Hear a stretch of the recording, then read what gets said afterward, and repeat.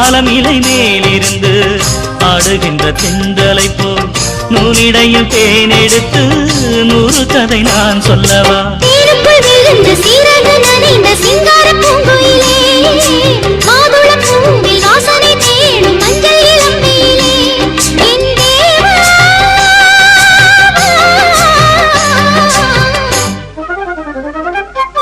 சின்ன பொண்ணுதான் வெக்கப்படுது அம்மா அம்மாடி, அது என்ன நினைச்சு கண்ணம் சேவக்குது சும்மா சும்மாடி. சாமத்து காத்தும் அடிச்சது, சாமந்தி பூவும் வெடிச்சது, ஆனந்த வாசம் மணக்குது, ஆசையில் மனசு கணக்குது.